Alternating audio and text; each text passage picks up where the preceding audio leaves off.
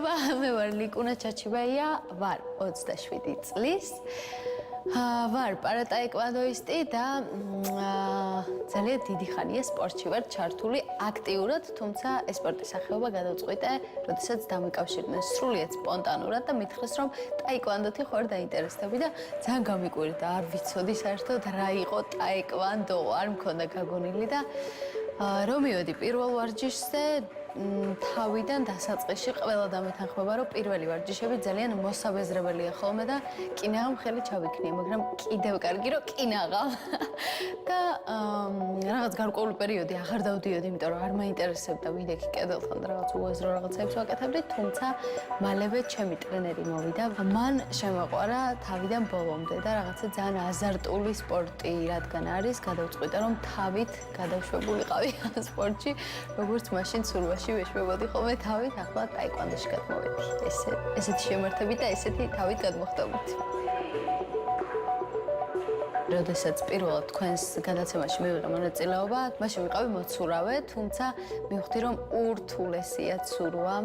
კი ძალიან კარგი იყო და როდესაც გადავწყვიტე რომ წამოსულიყავი ცურვიდან, სიზმრად ხედავდი სტარტიდან როგორ ხდებოდი ისევ, მაგრამ მოხდა ისე რომ მე ცურვას შევეშვი და რაღაც გარკვეული პერიოდი, ალბათ ნახევარი წელი ვიყავი ძალიან ისე რაღაც აღარ ვიყავი ისეთი აქტიური და მაშინ დავწმუნდი ზუსტად რომ მე და ესეთი პესიმიზმი და ესეთი უაქტიურობა არ შეიძლებოდა და ამიტომ შემოთავაზებას მალევე დავთანხმდი, იმ დღესვე წავედი გასაუბრებაზე მაშინდელ ტრენერთან და ვუთხარი რომ კი, მზად ვიყავი ახალ გამოწვევებს ესე შევგებებოდი რაღაცნაირად და გამომივიდა კიდეც. თავდაჯერებული ვიყავი კიდეც. მე არასდროს შენ კი იცი, მე არასდროს არ მქონია პერიოდი, რომ რაღაც სახში დაუმჯდარიყავი და შემრცხვენოდა ჩემი უხელობის ან რაღაც მსგავსი. პირიქით, ყოველთვის შემართებით, ყოველთვის ყველა ადამიანს ვეძებდი, ვისაც მსგავსი პრობლემა ქონდა, მინდოდა დავხმარებოდი დღემდე ესევა, რომ ვინმეს თუ რაღაც მსგავსი პრობლემა აქვს, აუცილებლად ვეხმარები.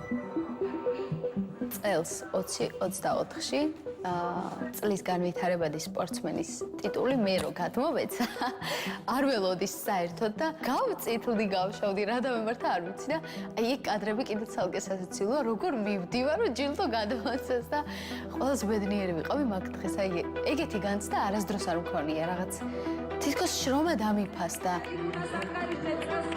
ხუთი მედალია, ის არის ევროპის ჩემპიონატის ბრინჯაოს მედალოსანი.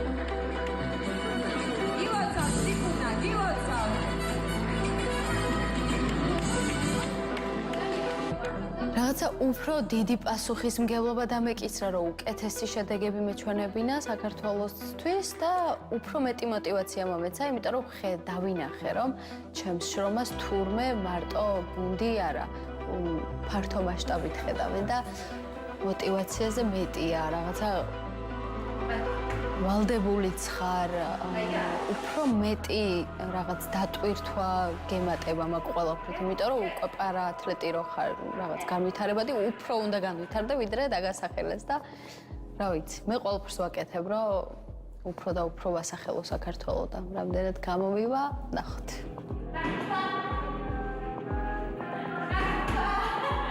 ტაეკვანდომ ჩემ ცხოვრებაში ბრძოლა მასწავლა.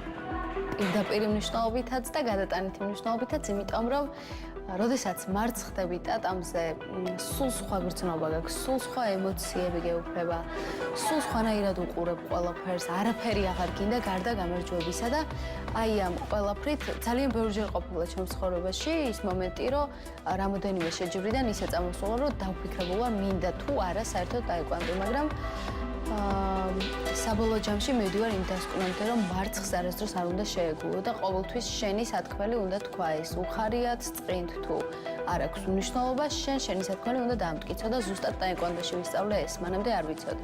მანამდე ხელს ჩავიქნევდი რაღაცაზე და ვიტყოდი, რომ ნუ აღარ გამომდის და მორჩა. აქ არა, გამომდის და გამომივა აუცილებლად და მე ჩემს სათქმელს ვიტყვი და აი ამას კიდე ამოვჭრი, როცა ოლიმპიური ჩემპიონი გავხდები და დავადები. აუცილებლად თან. რა თქმა უნდა, მე წამოყვები და გადაგები. კი. ან დავკუნდები მე. კი, ლოს-ანჯელესში 2028-ში აქ ვერ მივდივარ საფრანგეთში, მაგრამ ლოს-ანჯელესში წავიდე. ის უკეთესი იქნება.